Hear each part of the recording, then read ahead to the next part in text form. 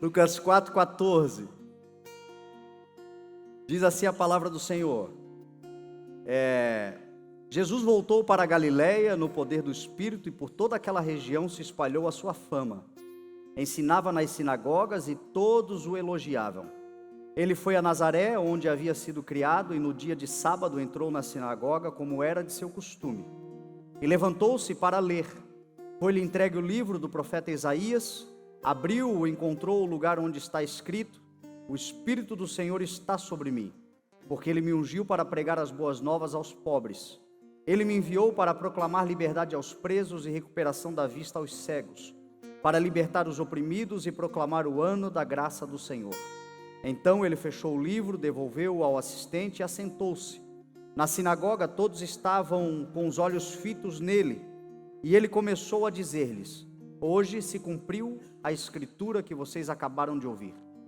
Todos falavam bem dele e estavam admirados com as palavras de graça que saíam dos seus lábios, mas perguntavam: Não é este o filho de José? Jesus lhes disse: É claro que vocês me citarão este provérbio: Médico, cura-te a ti mesmo, faze aqui em tua terra o que ouvimos que fizeste em Cafarnaum. Continuou ele: Digo-lhes a verdade, nenhum profeta é aceito em sua terra. Asseguro-lhes que havia muitas viúvas em Israel no tempo de Elias, quando o céu foi fechado por 3 anos e meio e houve uma grande fome em toda a terra. Contudo, Elias não foi enviado a nenhuma delas, senão uma viúva em Sarepta, na região de Sidom. Também havia muitos leprosos em Israel no tempo de Eliseu, o profeta. Todavia, nenhum deles foi purificado, somente Naamã, o sírio. Todos os que estavam na sinagoga ficaram furiosos quando ouviram isto, e levantaram-se, expulsaram-no da cidade e o levaram até o topo da colina sobre a qual fora construída a cidade, a fim de atirá-lo precipício abaixo. Mas Jesus passou por entre eles e retirou-se. Verso 31. Então ele desceu a Cafarnaum, cidade da Galileia, e no sábado começou a ensinar todo o povo. Todos ficavam maravilhados com o seu ensino, porque ele falava com autoridade. Amém? Pai, nós te damos honra, Senhor, pela tua palavra, e clamamos ao Senhor por uma boa medida, mais uma, Senhor. Nós sempre temos algo novo do Senhor quando estamos diante da tua palavra e temos fome de aprender mais do Senhor, para a glória do seu nome, Pai, em nome de Jesus. Amém, graças a Deus. Amém.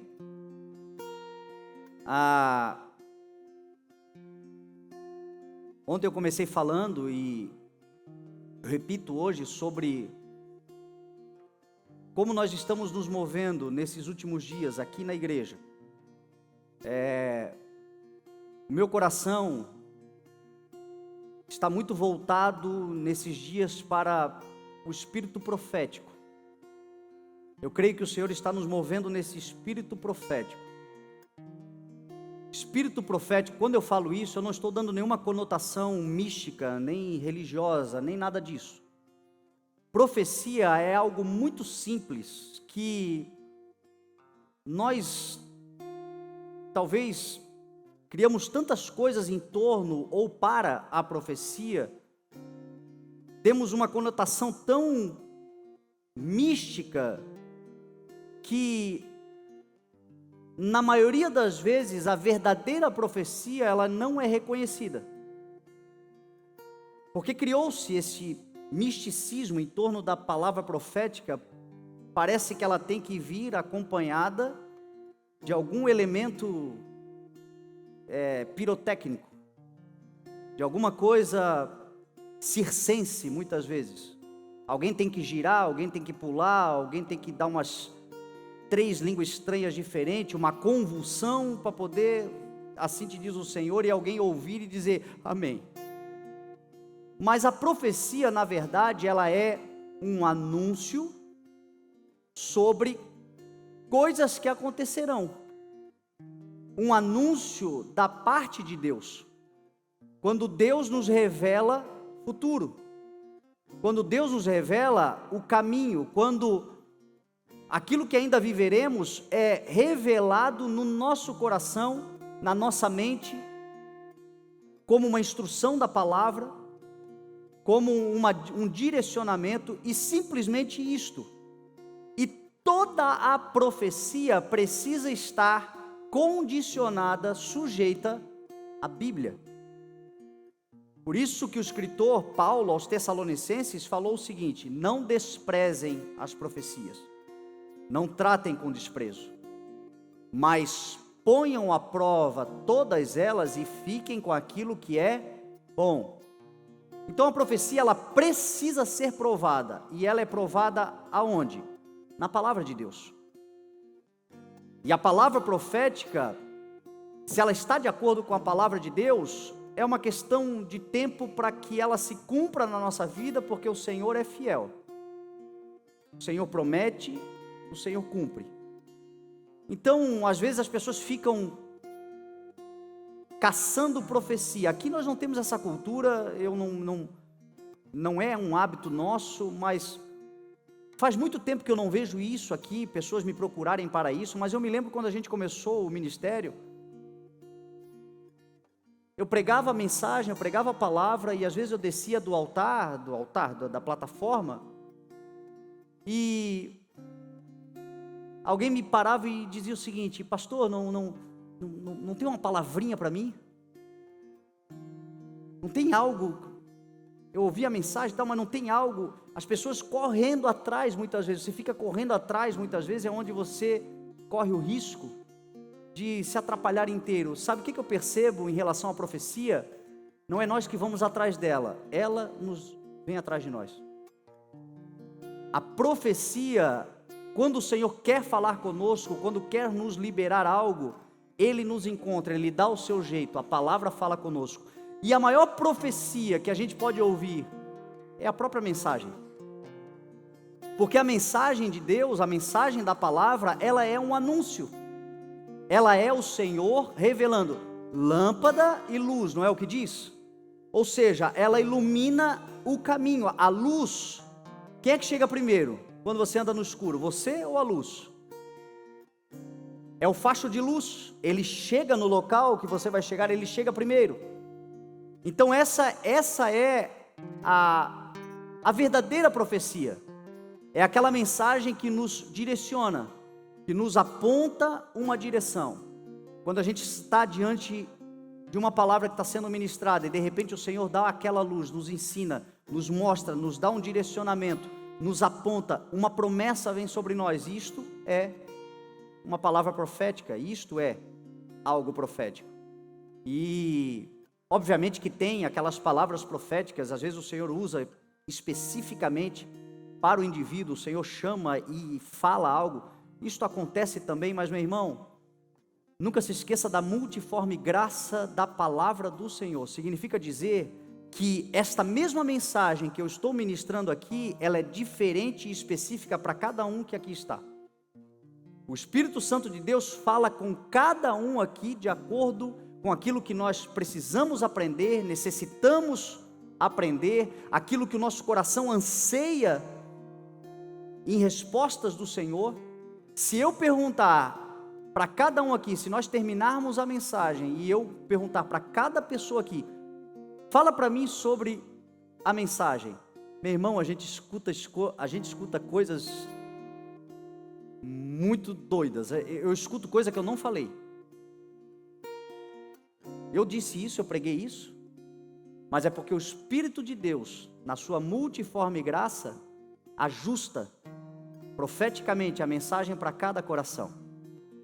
Então, às vezes a gente faz prova com Deus, e Deus é tão misericordioso, eu não quero aqui diminuir, talvez você já fez, eu também já fiz, e o Senhor já respondeu, outras vezes o Senhor me deixou no vácuo, mas a verdade é que às vezes a gente faz prova, Senhor, se essa palavra é de Deus, manda o pastor falar alguma coisa assim, assim assado, ou que ele vem aqui falar comigo, ou que ele vem, não meu irmão, a palavra é de Deus quando o que está sendo pregado vem da palavra de Deus, e é para nós, tudo que aqui está é para nós. Então, esses últimos dias, eu creio que a gente vai se mover nesse espírito profético, que para mim espírito profético é uma ministração que flui, não esboçada propriamente. Não é, ontem eu preguei de manhã uma mensagem, à noite a mensagem tomou um outro rumo. É óbvio que eu tenho no coração aqui o texto e a gente caminha em cima disso, mas que o Senhor nos direcione. E o que nós estamos fazendo nesses últimos dias é um planejamento, um desejo, uma oração ao Senhor para que os nossos planos estejam ajustados com os planos do Senhor para nós. A minha oração nesses últimos dias, como a gente está chegando no final do ano, a minha oração é para que o Senhor ajuste. Diz o texto em Provérbios 16 que a gente consagra tudo que nós fazemos ao Senhor e os nossos planos são bem-sucedidos. Porém, essa consagração e esse sucesso dos planos tem a ver com alinhamento com a vontade de Deus. Então a minha oração nesses dias é: Senhor, dá-me uma palavra que é a tua palavra para nós, para a igreja, para o teu povo. Dá-nos uma palavra, Senhor, e um entendimento que seja condizente com aquilo que o Senhor quer para nós. Senhor, os nossos planos que têm a ver com a tua vontade, prospere-os. A nossa vontade e o nosso coração, que muitas vezes é enganoso, o caminho do homem, que muitas vezes ele pensa que é para o bem, mas pode lhe conduzir à morte. Se existe algo em nós, Senhor, que está contra aquilo que o Senhor tem para nós, então conserte. Então eu tenho pedido ao Senhor isto, um alinhamento nesses dias, para que a gente entre em 2020, debaixo da palavra que o Senhor já nos deu o tema. O Senhor me deu uma palavra em João capítulo 4, verso 38, que é Jesus Cristo dizendo aos discípulos: quem aqui é discípulo de Cristo? Jesus dizendo: eu vos enviei para colherem o que vocês não cultivaram. Outros fizeram o trabalho árduo e vocês chegaram para usufruir do trabalho deles. Nós sempre trabalhamos com um tema anual. Este ano é o ano que a gente determinou pela palavra do Senhor, um ano do extraordinário. E aí é que está o espírito profético. Quando você crê, você começa a declarar, você começa a verbalizar, você começa a confiar e você começa a viver coisas extraordinárias. Eu encontrei muita gente esse ano que contou com a ação de Deus na sua vida e que viveu coisas extraordinárias esse ano e foi unânime. Todos eles que viveram coisas extraordinárias esse ano disseram primeiro: pastor, um dia eu ouvi a palavra e eu entendi que Deus estava falando comigo, eu acreditei na palavra e eu comecei a caminhar na palavra. Isto é crer na profecia. E a profecia do ano 2019 é: Deus fará coisas extraordinárias a nós. Talvez você esteja aqui e ainda não esteja vivendo o extraordinário. O ano está acabando, mas não desanima. As coisas que o Senhor tem no final são sempre melhores do que o início. Eu gosto muito de pensar no vinho novo e melhor que o Senhor sempre guarda para o final. Então ainda tem tempo, meu irmão, para o Senhor fazer coisas extraordinárias nesse ano. Mas é necessário crer na palavra profética. Crer na profecia. Pegar a palavra para você e confiar. É Deus que está falando comigo, eu vou crer que o Senhor pode fazer coisas extraordinárias. Ontem eu dizia na mensagem da noite, na manhã eu não falei, mas da noite o Senhor me trouxe esse entendimento sobre o que é o extraordinário. O extraordinário é para além do ordinário. Extraordinário é aquilo que é para além da ordem, das coisas corriqueiras e comuns. O extraordinário, ele precisa acontecer depois do ordinário estar acontecendo. E aí eu me lembrei do texto onde Jesus Cristo fez a multiplicação dos pães e peixes. Você conhece? 5.000 homens foram alimentados, foram mulheres e crianças alimentadas por um lanche de um menino. 5 pães e 2 peixinhos. É extraordinário ou não é? Não é um milagre extraordinário? Nós estivemos lá em Israel, no lugar onde houve o milagre da multiplicação dos pães e peixes. Hoje tem uma igreja construída lá, no local onde Jesus fez a multiplicação. na Galileia. E é extraordinário, é um milagre poderosíssimo. Cristo não fez apenas uma vez, mas fez 2 vezes a multiplicação. Mas nas 2 vezes, antes de multiplicar, Jesus mandou organizar.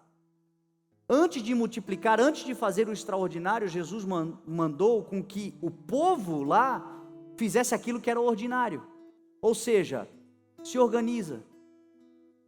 O ano está acabando, mas se existe alguma coisa que você pode botar em ordem, se há possibilidade de botar, se não tudo, mas muita coisa, ou aquilo que é possível ser colocado em ordem, coloque em ordem. Porque quando você colocar em ordem aquilo que você pode fazer, meu irmão, as coisas extraordinárias o Senhor fará em nome de Jesus. Deus é Deus de ordem e de decência. Jesus mandou eles se assentarem em grupos de 50 e de 100. E uma vez que eles se assentaram, Jesus mandou os discípulos entregarem os pães para os grupos, e os grupos se alimentaram, e diz a Bíblia que todos comeram, ficaram satisfeitos e ainda sobrou. Sempre que a gente coloca as coisas em ordem, meu irmão, o extraordinário de Deus é para transbordar. Deus faz infinitamente mais, não é o que diz a palavra? Mas o ano está acabando e às vezes nós estamos num ciclo vicioso já de muitos anos. E o ano acabar e a gente se enfiar em confusão e empurra com a barriga para o ano 2020, para o ano 2021, para o ano 2022. Talvez seja para alguns de nós vivermos essas coisas extraordinárias. O tema 2019 do ano extraordinário vai acabar, nós vamos entrar nesse tema do usufruir. Porém, o extraordinário de Deus não vai acabar na nossa vida. O extraordinário de Deus é todos os dias, todo momento, sempre está acontecendo. Mas o extraordinário vai acontecer a partir do momento que nós colocarmos as coisas em ordem.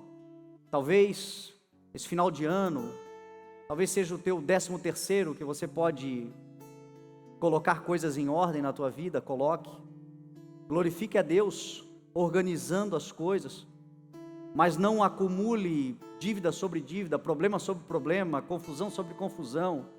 Talvez seja a oportunidade agora, o final de ano é muito tempo de reconciliação também, né? As famílias se reconciliam muito, né? A gente já passou um ano já da eleição, o ano passado que foi aquele tempo que as famílias brigaram tudo, saíram do grupo, porque um era Bolsonaro, o outro era Haddad, mas tem gente que ainda insiste, ainda está brigado por causa de política. Coloque em ordem, para viver coisas extraordinárias. Eu creio que o Senhor é poderoso e nós vamos entrar num tempo de usufruto, eu tenho certeza disso. O que é usufruir? Usufruto no dicionário tem a ver com você aproveitar os benefícios de algo que é cedido a você, mas não é seu. Você tem a posse de algo que é concedido para você, porém não é seu. A vida é sua ou é do Senhor?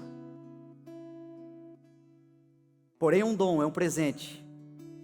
O usufruto, usufrua da vida que o Senhor tem te dado.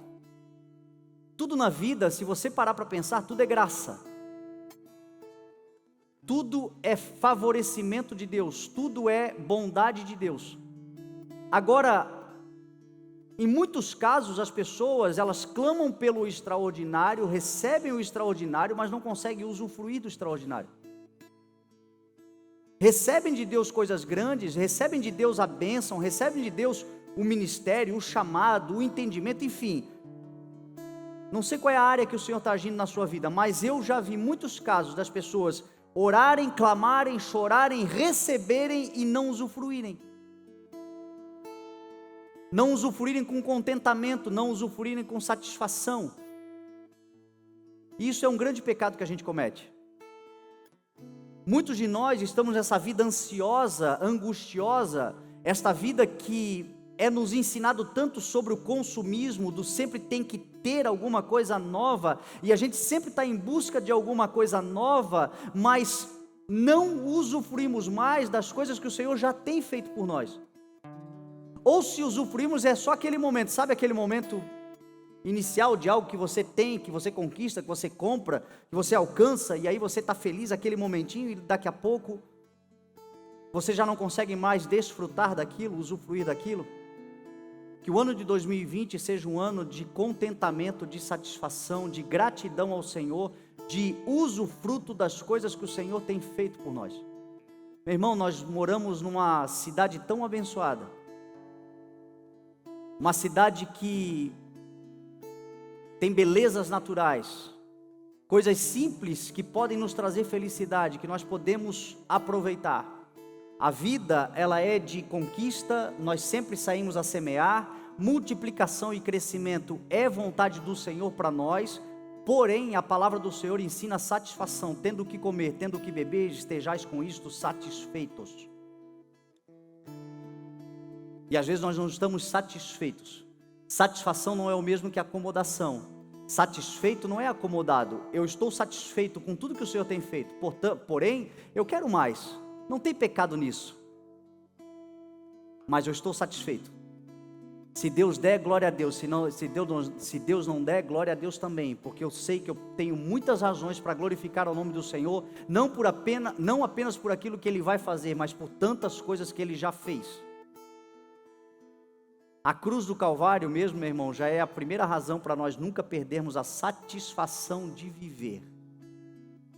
A salvação eterna que eu e você temos, o dom da vida que eu e você temos, a família que eu e você temos, o trabalho que nós temos, as coisas que o Senhor tem nos dado, que a gente aprenda a se contentar, a estar satisfeito, a usufruir. Eu digo isso porque é muito comum, meu irmão. Salomão vai dizer no livro Eclesiastes que algumas pessoas conquistam, ganham, enriquecem e não conseguem aproveitar. Se tornam escravos daquilo que conquistaram e tudo que diz respeito a gastar daquilo que conquistou, para eles é prejuízo, é perda. A palavra do Senhor diz que aquele que supre de semente ao que semeia e de pão ao que come, também lhe suprirá e multiplicará a vossa sementeira.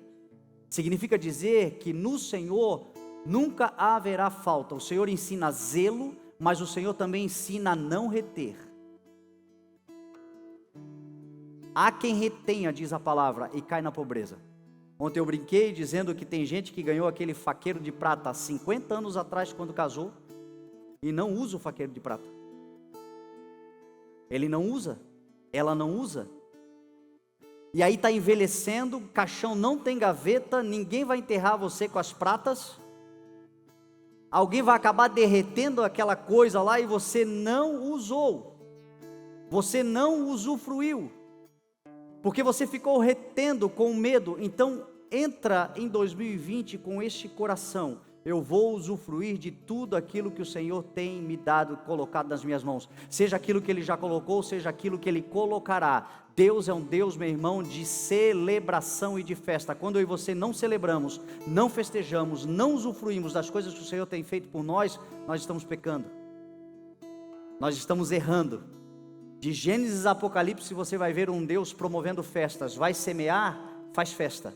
Tem semente para semear? Semeia e celebra, se alegra com as pessoas que se alegram com a sua vitória, se alegra com as pessoas que estão à sua volta, faz lá uma jantinha para os teus familiares, chama os amigos de verdade. Está semeando? Celebra, porque aqueles que te amam vão celebrar com você. Vai colher? Celebra também. Colheu, deu frutos? Celebra também. Compartilha do fruto, não fica com tudo para você, deixa alguma coisa para alguém, reparta com alguém, mas faça festa. Que o ano de 2020 seja um ano de muitas e grandes festas para glorificar o nome do Senhor. Celebraremos um ano de muitas conquistas e viveremos e usufruiremos de todas as bênçãos que o Senhor tem para nós em nome de Jesus. Se vivermos o extraordinário, vamos celebrar também o extraordinário. Vamos usufruir do extraordinário.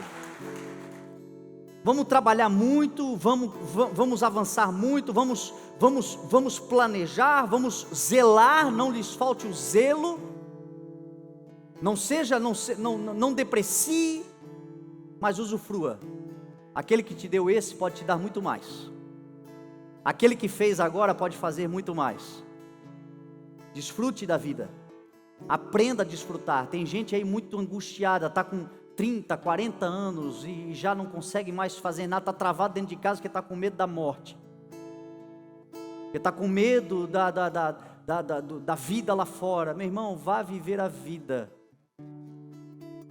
Seja prudente, mas não seja medroso. Porque o Senhor não nos deu espírito de medo. Eu não sei se você conhece alguém assim, mas eu conheço gente que quando Deus faz as coisas grandes fica com medo. Tá bom demais para ser verdade. Estou até desconfiado. Tem gente que é assim, desconfia. Ora para Deus fazer, e Deus é coisa de Deus é exagerado. Quando Ele faz para transbordar. Abençoa de uma forma que a gente se surpreende. E aí quando Deus faz, o Deus que fez é o Deus que protege. O Deus que deu é o Deus que, se permanecermos nele, Ele guarda. Ele cuida. E Ele fará ainda mais, ainda mais. Então não viva. Deus não nos deu espírito de medo, mas nos deu espírito de coragem, de ousadia, de equilíbrio. Então entre em 2020 nesse espírito corajoso, ousado, ousada, equilibrado, a simplicidade da pomba e a prudência e a astúcia da serpente. Você consegue achar o meio termo nisto? Se você e eu acharmos o meio termo de dois seres completamente diferentes, mas Jesus está dizendo, acha o meio termo. Seja simples e seja prudente. E você vai viver coisas grandiosas. E nós vamos desfrutar de um ano maravilhoso. Agora, quem aqui tem coisas extraordinárias? Quem tem? Quem pode dizer? O Senhor fez. Eu tenho razão para celebrar. Quem pode dar uma glória a Deus? Olha Jesus Cristo aqui. O texto que a gente leu diz que Jesus voltou no poder do Espírito para a Galileia. E foi especificamente para a cidade de Nazaré. Fomos à cidade de Nazaré também. É uma cidade que fica no alto de uma montanha, afastada do mar da Galileia, no alto de uma montanha. O texto aqui diz isto. Fala que Jesus foi levado no alto da montanha onde a cidade foi construída e tentaram lhe atirar precipício abaixo. E Jesus volta no poder do Espírito para Nazaré. O extraordinário de Deus na vida de Jesus aconteceu no lago, no Rio Jordão, quando Jesus foi batizado. A Bíblia diz que o céu se abre e há uma proclamação pública: este é o meu filho amado em quem eu tenho prazer. Todos os que estavam ali ouviram esta voz. É extraordinário. Jesus é levado pelo poder do Espírito ao deserto, passa 40 dias e 40 noites. Isso é extraordinário. Mas tudo isso tinha uma razão, tinha um porquê. Tudo que Deus faz tem um propósito. Qual era o propósito? Que Jesus começasse a realizar o seu chamado. Que Jesus começasse a realizar o propósito de Deus na vida dele. Ou seja, começasse a usufruir. Não vim para fazer a minha vontade. Vim para fazer a vontade daquele que me enviou. Glorificar o seu nome. Obedecer. Ou seja, eu estou fazendo algo que não é meu, mas que me foi concedido para fazer. Em nome do meu Pai eu estou fazendo. Não é em nome de Jesus que nós estamos fazendo também? A autoridade do nome de Jesus, o que é? É uma concessão, é um direito legal de representação. Não é nossa a autoridade é dele, é do nome dele, mas é nos concedida para o nosso usufruto. A autoridade é dele, mas quem que usufrui? Quem é que se beneficia? Quando o poder do nome de Jesus cura um enfermo, quem é que se beneficia? Quando o poder do nome de Jesus liberta um cativo, quem é que se beneficia? Mas o poder é dele, não nosso. Nós usufruímos daquilo que é dele. E Jesus agora vai usufruir. Porém, ele vai começar o ministério aonde? Em Nazaré, na cidade aonde ele cresceu, fora criado. A cidade que ele conhecia todas as vielas, a cidade que ele conhecia todo mundo, a cidade que ele poderia andar de olhos fechados, a cidade onde ele não precisaria pedir ajuda para ninguém, a cidade onde ele conhecia de trás para frente, de frente para trás, tudo ali, as pessoas, todo mundo ele conhecia. Porém, ele voltou para a cidade no poder do Espírito, ou seja, apesar de saber tudo, de conhecer tudo, de ter vivido extraordinário, de saber muito bem o que eu preciso fazer, como eu posso fazer, eu não quero fazer por mim, eu quero fazer em obediência àquele que me envia, em dependência do poder do Espírito Santo. Isso é muito importante, porque às vezes a gente quer o extraordinário de Deus, Deus faz, mas depois que Deus faz é do nosso jeito. Depois que Deus estabelece, agora eu decido. E o que o Senhor está nos ensinando aqui é: quer comais, quer bebais, quer façais qualquer outra coisa, quer conheçais o caminho, quer conheceis o caminho, né? Quer conheceis o caminho, ou não conhece absolutamente nada do caminho, em tudo, haja pelo Espírito, soprado pelo Espírito, dependente do Espírito, indo aonde o Espírito quer. A Bíblia diz que nós que nascemos de novo somos como o vento que sopra, ou seja, guiados. Todos aqueles que nasceram do Espírito são guiados pelo Espírito. Que 2020 seja um ano onde mais do que nunca o Senhor guia a sua igreja. Ele está nos guiando, Ele é o bom pastor, Ele é o mestre, Ele é o Senhor da nossa vida, da nossa casa. Jesus podia ir no poder dele, ele podia ir por conta dele, mas a Bíblia diz que foi o poder do Espírito que o levou a Nazaré, o colocou naquela cidade. E o texto aqui vai dizer que Jesus entra na sinagoga, se assenta na sinagoga,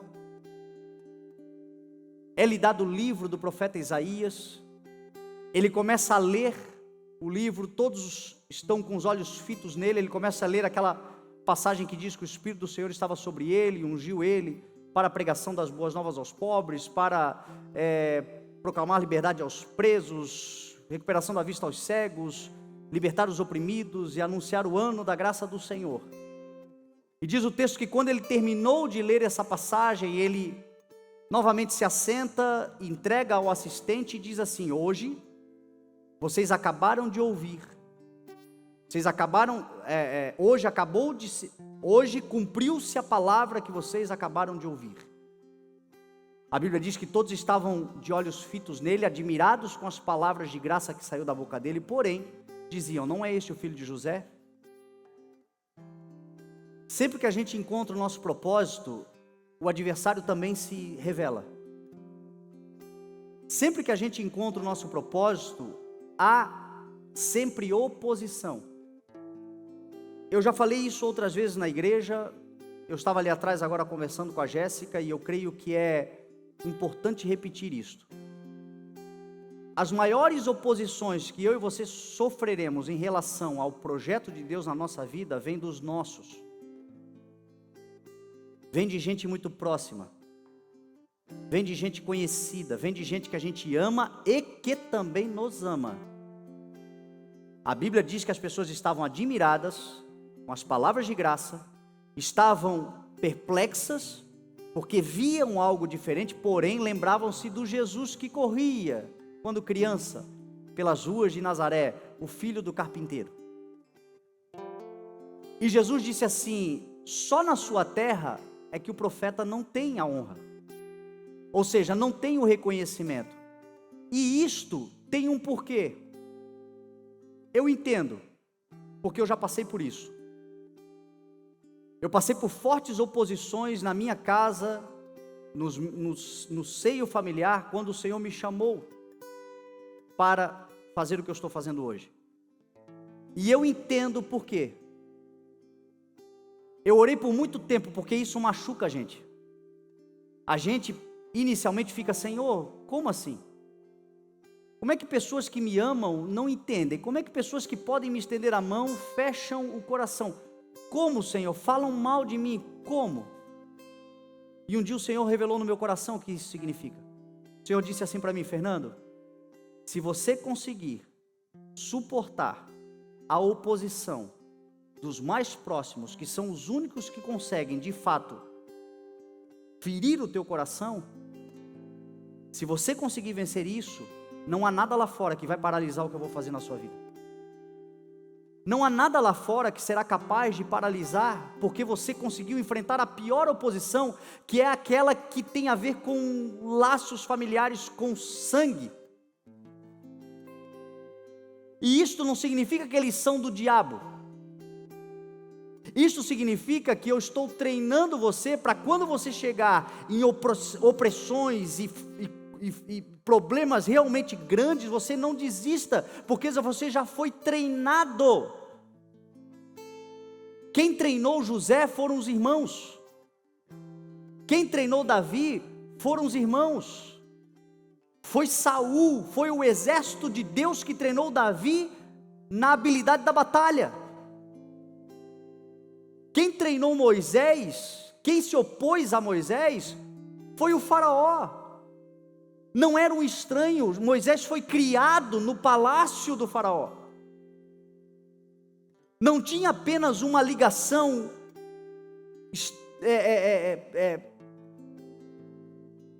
superficial, ele era alguém que de fato tinha intimidade com a corte. Eles nos ferem, eles nos rejeitam muitas vezes, mas isto não tem a ver com o diabo, isso tem a ver com o treinamento de Deus, para nos forjar e nos capacitar, para matar a carne, para matar o eu, para matar a autojustificação. Eu passei, talvez, os primeiros 2 anos, numa necessidade de me autojustificar para as pessoas. Queria provar para as pessoas, não, Deus chamou, Deus fez, até o dia que eu entendi que eu tinha que me calar e deixar Deus responder.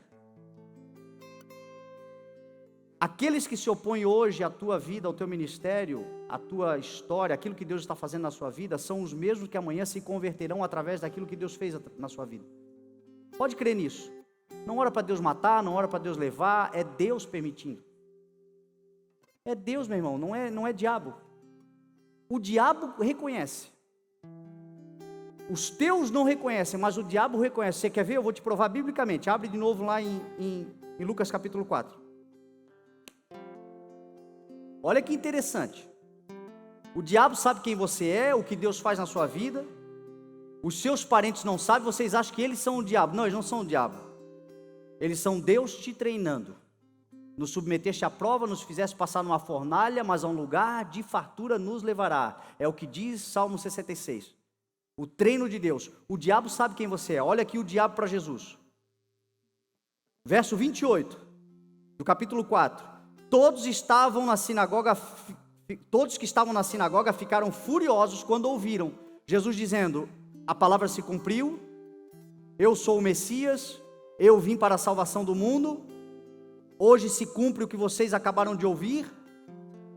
Os familiares, os amigos, os que viram o filho de José crescendo, disseram, levantaram-se, expulsaram na cidade e levaram até o topo da colina sobre a qual fora construída a cidade, a fim de atirá-lo a precipício abaixo, mas Jesus passou por entre eles e retirou-se. Olha o que Jesus está ensinando. Não fica brigando com familiar, com parente, não fica arrumando confusão, passa por eles, retire-se e deixe com que o Senhor irá te justificar. Agora olha o diabo. Então desceu ele a Cafarnaum, verso 31, cidade da Galileia, e no sábado começou a ensinar todos. Agora ele está na sinagoga de Cafarnaum, da de Nazaré para de Cafarnaum. Todos ficaram maravilhados com o seu ensino, porque falava com autoridade. Na sinagoga havia um homem possesso de um demônio, de um espírito imundo, e ele gritou com toda a força: ah, que queres conosco, Jesus de Nazaré? Vieste para nos destruir, sei quem tu és, o Santo de Deus. Os de Nazaré não reconheciam Jesus, o diabo lá em Cafarnaum: eu sei quem tu é o de Jesus de Nazaré. Sei quem tu és, o Santo de Deus, vieste para nos destruir. Jesus disse assim: ó, cala a boca, não tem nada a ver contigo, não te mete, não espalha. Sabe o que eu quero dizer com isso? Às vezes o diabo acredita mais na unção e no poder de Deus na sua vida do que você mesmo.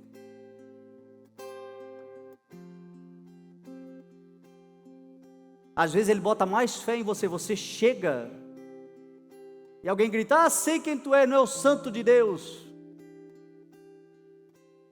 Vieste para nos destruir, sim, porque a luz destrói as trevas. E ele se manifestou para destruir o poder das trevas. E hoje esse poder se manifesta através da igreja, se manifesta através de nós.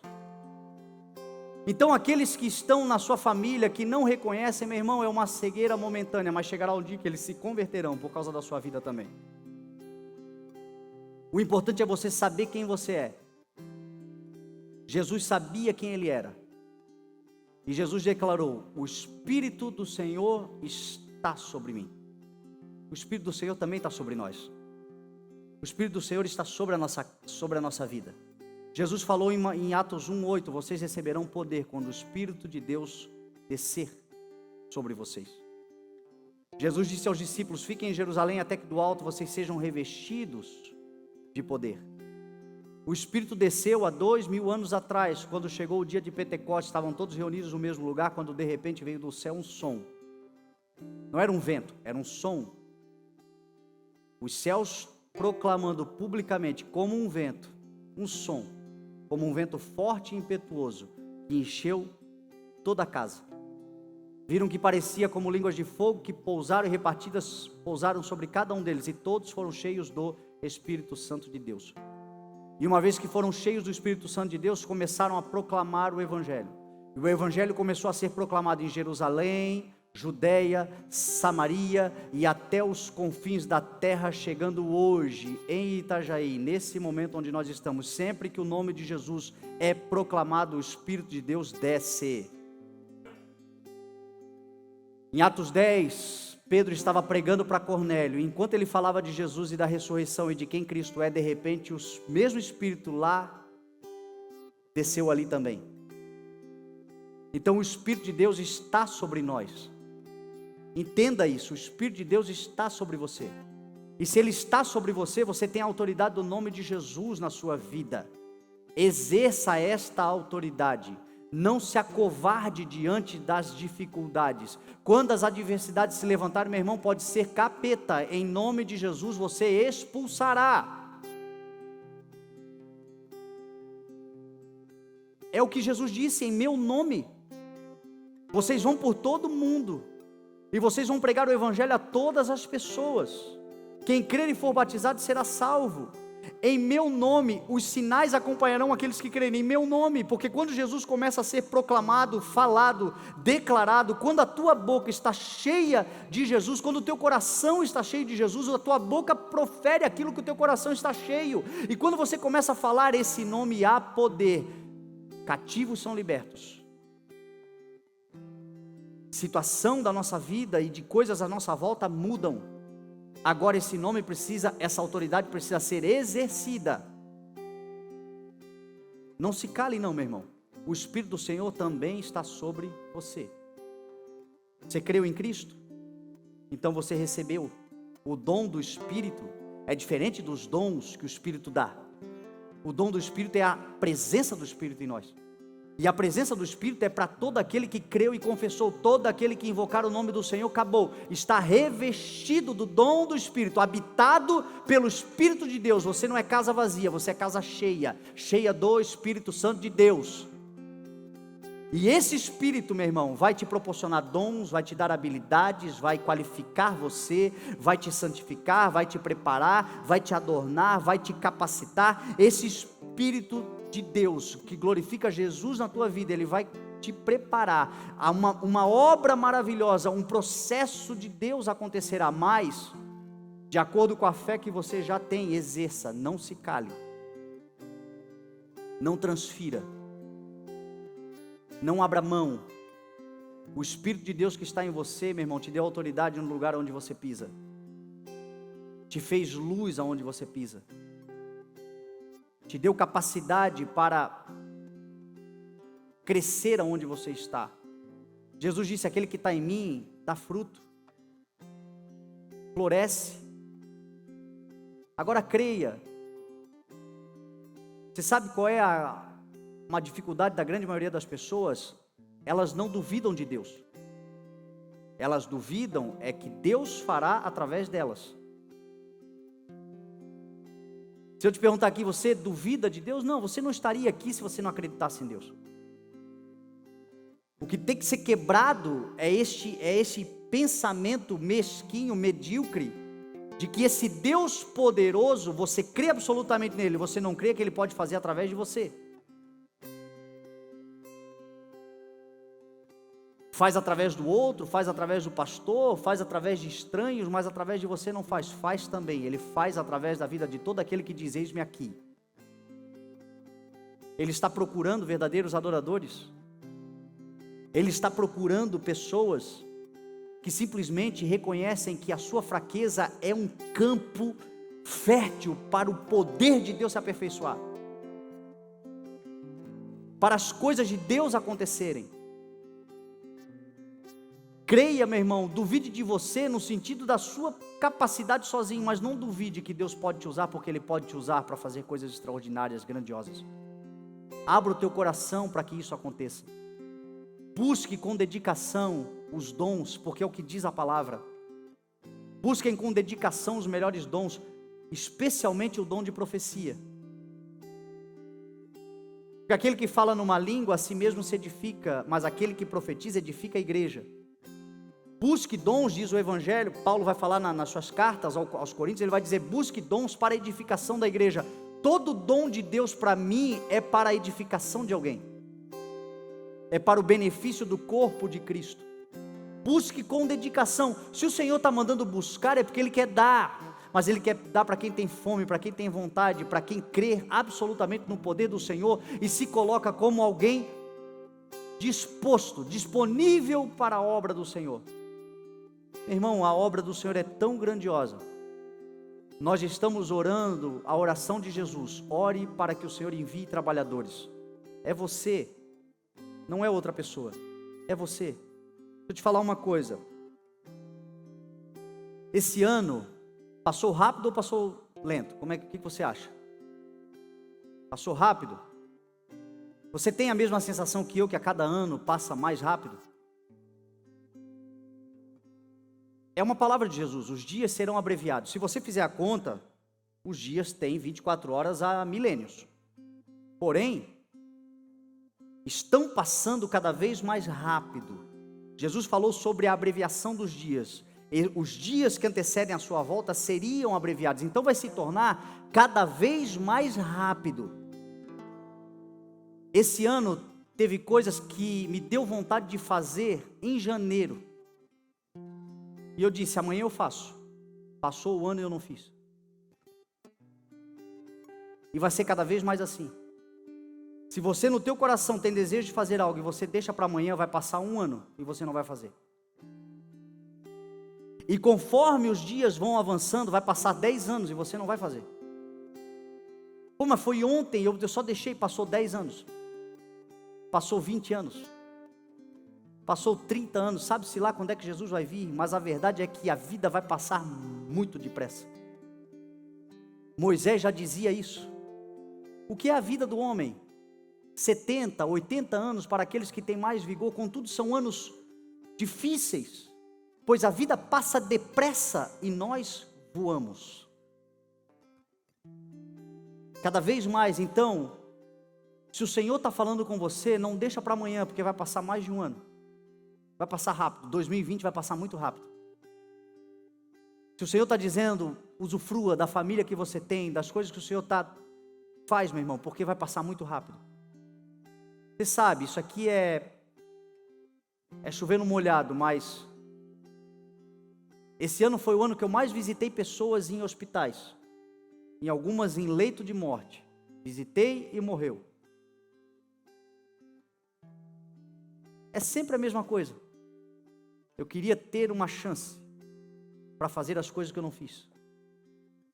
Eu queria ter mais alguns anos de vida para abraçar o filho que eu não abracei, para perdoar quem eu não perdoei, para fazer a viagem que eu não fiz, para estudar o que eu não estudei. Eu só queria ter mais um tempo, porque a vida passa depressa. Então guarda isso no teu coração. Se o Senhor está falando, se o Senhor está tocando no teu coração, o Espírito do Senhor está sobre você, Ele te ungiu para uma razão. Ele te ungiu para ser um portador e um proclamador, um arauto de boas novas. Boas novas que devem ser compartilhadas e boas novas que devem ser experimentadas, desfrutadas. Usufruir é comer o fruto, é usar o fruto. As boas novas é para você também. O Espírito do Senhor me ungiu, diz a palavra, porque Ele me enviou para a pregação. O texto, na verdade, é assim: o Espírito do Senhor está sobre mim. Por quê?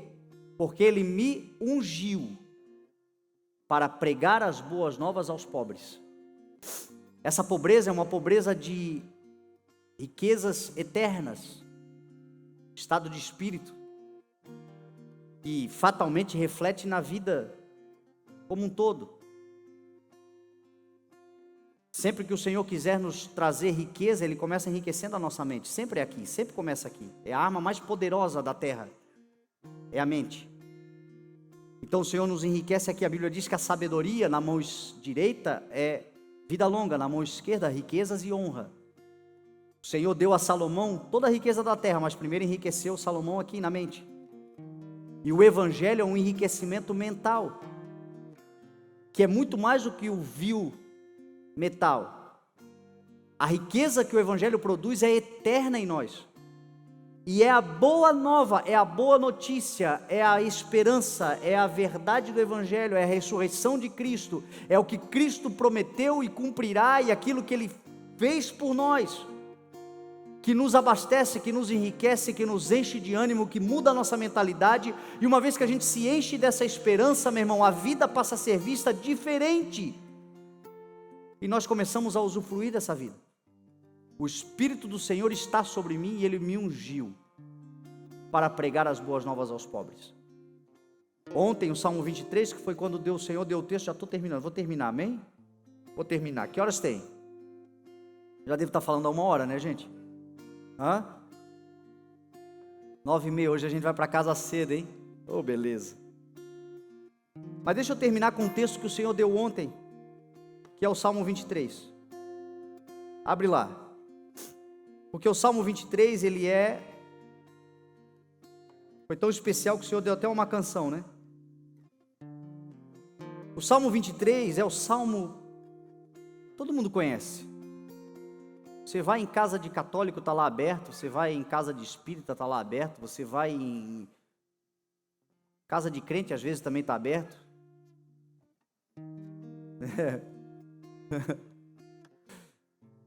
E é um texto que a gente conhece tanto. Aí diz assim: o Senhor é o meu pastor e nada terei falta. Em verdes pastagens me faz repousar e me conduz a águas tranquilas. Restaura meu vigor, guia-me nas veredas da justiça por amor do seu nome. Mesmo quando eu andar por um vale de trevas e de morte, não temerei perigo algum, pois tu estás comigo. A tua vara e o teu cajado me protegem. Preparas um banquete para mim à vista dos meus inimigos, tu me honras, ungindo a minha cabeça com óleo. Aqui está o ponto: ungindo a minha cabeça com óleo e fazendo transbordar o meu cálice. Você sabe qual é o maior benefício da unção? Proteção contra as opressões, os ataques, as investidas de Satanás contra nós.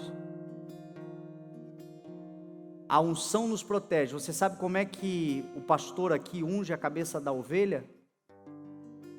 O Salmo 23 é entendido quando você percebe que você é essa ovelha. Quando a ovelha é atacada por moscas, por bichos na natureza, a ovelha é um bicho muito sensível e ela fica transtornada. E ela é capaz até mesmo de se suicidar. Ela enlouquece. E é por isso, talvez, que Salomão disse que a opressão faz enlouquecer até o sábio. E a vida é assim. É tanta opressão, é tanta guerra, é tanta seta. O mundo é opressor. E a gente pensa que vai enlouquecer. Mas a gente jamais pode se esquecer que temos um bom pastor, Jesus Cristo nosso Senhor, pastor e bispo das nossas almas. Quem nos trouxe até aqui foi o pastor desta igreja, e o pastor desta igreja chama-se Jesus Cristo. É Ele quem nos conduz. Ele é este que conduz a pastagens, que anda conosco em vale de sombra de morte, que unge a nossa cabeça com óleo. O pastor da ovelha, ele unge, ele encharca a cabeça da ovelha de óleo. Este óleo cai pelos olhos, esse óleo cai pelos ouvidos, e este óleo é como um bálsamo, protege, e as moscas não pousam mais, os insetos não ficam mais unindo. Você deve saber o que é isso quando você está dentro de um quarto escuro e um mosquito miserável enviado de Satanás unindo. Enquanto você não mata, você não sossega. É assim que o diabo age. Tudo na vida, meu irmão, tudo que você vê aqui no natural é ensino espiritual. Jesus é o Hyde, e manda essa mosca, esse mosquito embora, e você tem uma noite de sono tranquila. E aí diz o texto: certamente que a bondade e a fidelidade do Senhor me acompanharão, e eu voltarei à casa do Senhor enquanto eu viver. É isso que o Senhor quer. O Senhor, Ele está construindo para nós uma casa, e Ele quer essa casa cheia. A reunião da igreja, a comunhão da igreja é a expressão dessa casa do Senhor. Jesus é aquele bom pastor que, se for necessário, Ele deixa as 99 ovelhas no aprisco e Ele vai lá fora buscar aquela ovelhinha que se perdeu. Por culpa dela, ela se perdeu. O problema é dela e ela se perdeu. Mas o bom pastor vai atrás e busca. É Jesus quem faz isso. Às vezes você está chateado com pessoas que falharam com você, mas o bom pastor está lá, batendo na porta, procurando, te chamando pelo nome, chamando o teu nome. Você está ouvindo a voz dele. Ele é o bom pastor. E a Bíblia diz que ele bota a ovelhinha no ombro, feliz ele volta, mas ele volta para o aprisco, ele volta para a comunhão, porque a ovelha está protegida quando ela está no rebanho. Não se esqueça desse valor da congregação. Não se esqueça que quanto mais unidos nós estivermos, mais nós vamos usufruir. Porque o pastor quer levar para pastagens o rebanho. Não é o indivíduo, é o rebanho. Às vezes o rebanho não está comendo ainda as pastagens, porque o pastor está com o rebanho parado em busca daquela que se perdeu. Mas quando o rebanho se unir, pastagens verdejantes e águas tranquilas. Profeticamente eu creio que é isso que o Senhor está fazendo. Para terminar. Ontem eu estava meditando no texto que mostrava Davi, e mostra sobre Davi, que Davi governou 7 anos e meio em Hebrom, e depois governou 33 anos em Jerusalém, e ao todo ele governou 40 anos em Israel. Só que Hebrom significa lugar de associação, lugar de comunhão, lugar, usando uma linguagem contemporânea, lugar onde se estabelece, se forma o time. E Davi governou Israel, ainda Judá, um rei sem trono, um rei sem poder, um rei sem recursos, mas rei de Israel, já no coração de Deus, mas na prática ainda muito difícil, lutando contra a família de Saul. Ainda o filho de Saul governava as outras 10, 11 tribos. Porém, Hebrom é lugar de associação, de formação de time. E eu creio que profeticamente é isso que o Senhor está fazendo conosco nesses primeiros anos da igreja. O Senhor está unindo o seu time, montando a sua equipe, preparando aqueles que vão entrar em Jerusalém. Deus tem uma Jerusalém para nós também, como igreja, como CI. Jerusalém significa o lugar onde habita a paz. Depois que o time está formado, nós vamos para um lugar onde habita a paz. Depois que as ovelhas estão unidas, depois que nós aprendemos a suportar uns aos outros, depois que nós aprendemos a respeitar o espaço um do outro, depois que nós aprendemos a andar em bloco, unidos, a andar como um rebanho, depois que a gente entende que somos um corpo, um time, nós saímos de Hebrom e vamos para Nova Jerusalém. Saímos do lugar de associação e vamos para o lugar onde habita a paz. E meu irmão, será muito tempo que nós teremos para desfrutar e viver e trazer e realizar e alcançar, porque grandes são as promessas do Senhor para esse ministério, e esse ministério, não canso de dizer, somos nós. Tudo aquilo que o Senhor tem para esta igreja significa dizer que Ele tem é para a sua vida. Tenha esse sentimento de pertencimento, você pertence àquilo que o Senhor está fazendo nesse lugar. E nós estamos indo agora, 2020, para esse 7º ano, 7 anos de igreja. Eu creio que mais do que nunca esse ano de 2020 é esse tempo onde o Senhor vai nos levar a nos pertencer um ao outro, a aliança que nós temos em nome do Senhor Jesus, pelo reino de Deus uns com os outros. Pertença, se achegue, se aproxime. Não pense que o diabo não vai trabalhar para você fazer o oposto. Seja maduro, seja inteligente. Você já carrega a palavra é profética. Permaneça, suporte uns aos outros, guarde o coração. Em 2020, guarde o coração. O Senhor vai nos levar de Hebrom para Jerusalém. Creia nisso em nome de Jesus. Nós vamos entrar no lugar onde habita a paz. Eu creio absolutamente nisso. O Senhor prometeu isso para nós antes de nós sermos o que somos. Antes de nós termos, quando nós estávamos lá ainda na caverna de Adulão, o Senhor já prometia isso para nós. Quando nós estávamos lá atrás das malhadas, o Senhor já prometia isso para nós. E o Senhor começou a juntar um povo. Meu irmão, a Bíblia está só se repetindo. Nós estamos caminhando debaixo dessa palavra. Se achegue, você é bem-vindo, você é bem-vinda. Nós somos o rebanho e nós temos um pastor, Jesus Cristo. Ele é o nosso pastor. Ele vai nos levar no lugar que nos prometeu. Ele vai ungir a nossa cabeça. Ele vai fazer o nosso cálice transbordar. Ele vai nos colocar assentado numa mesa. Ele vai fazer, é tudo Ele. Ele vai nos guiar. Nós só temos que entender que somos rebanho, somos ovelhas e não bodes. Nós andamos em comunhão e não dando cabeçadas um no outro. Pertencimento, você faz parte. Se o Senhor te colocou aqui, você é parte. Comece a viver, meu irmão. O Senhor está fazendo um time que vai entrar em Jerusalém. Que vão ser os valentes do Senhor nessa cidade. Nós vamos ganhar essa cidade em nome de Jesus. Nós vamos conquistar, nós reinaremos sobre a terra, é a promessa que nós temos. Mas isso vai acontecer uns com os outros em nome de Jesus. Amém? Vamos orar? Vamos colocar de pé em nome de Jesus.